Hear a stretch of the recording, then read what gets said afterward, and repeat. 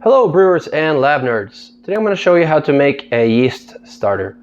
What you'll start with is water, dry malt extract or liquid malt extract, and yeast nutrient. And that's really it. So the ratio you want to use is 10 to 1. So if you have 1 part of the DME, you're going to use 10 parts of water. And you can weigh out both to make it easy. So what I've done here, I'm going to make 2 liters of a starter. So I use 200 grams of DME and 2,000 grams of water, or 2 liters. So I've already preheated the water a bit. Go ahead and put my DME in.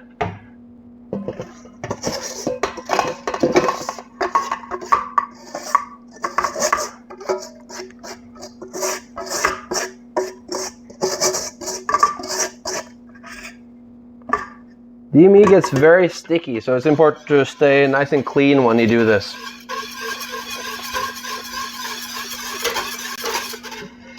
Alright. Now the only thing left is to add the yeast nutrient. You can use whatever yeast nutrient you prefer. I like to use Fermade K or Fermade O. And for Fermade K, you use 1 gram per gallon. So figure 2 liters is a little over half a gallon. So I'm going to use a little over half a gram of yeast nutrient. Now I just have to bring it to a boil. Let it boil for about 10-15 minutes to get the hop break. And then cool it down. And we'll get back to you once it's boiled. We're now back after 10 minutes of boiling. And we now have a couple of different options. What I'm going to do is put the lid on for now so that nothing falls in. Of course, now it's boiling and the proteins that coagulated during the hop break are still in suspension. So if you don't care about having those come out of the solution, then you can go ahead and just pour it straight into your Erlenmeyer flask that you're later going to make your yeast in right now. The advantage of doing that is that you sterilize the Erlenmeyer flask at the same time. The disadvantage is, of course, that you're going to have a dirtier wort in your Erlenmeyer flask. The other option is to cool your wort first and then pour it in and leave the protein behind. So I'm going to go ahead and do the latter. Go ahead and put the wort outside and just let it cool, as it is pretty cold outside right now. The other option, put it in the sink with some ice, run some water, and cool it down that way. Alright, we'll be back in a little bit.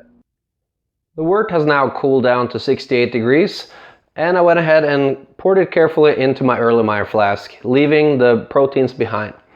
I then took the proteins and put it in this glass, just so you can see that's the hop break. So if you're trying to make a nice and clear wort, let's say you're going to use it for pouring plates, agar plates, then you want to get rid of that and leave it separate.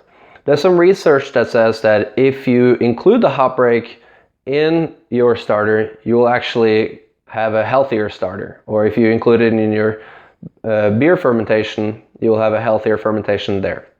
Anyway, try it and see what you like. The one thing I forgot to mention earlier was that the reason why I used the 10 to 1 DME and water, so 1 gram DME to 10 grams of water, is that you don't want your original gravity to be too high. If the gravity is very high, you can get into something called Crabtree effect, where even though there is oxygen available, the yeast will go into fermentation instead of respiration, so that it will not split off and create more cells, yeast cells. Instead, it will create alcohol. So that's something to keep in mind. Okay, that's it. Hope you enjoyed the video. Please like it and subscribe to the channel. Cheers!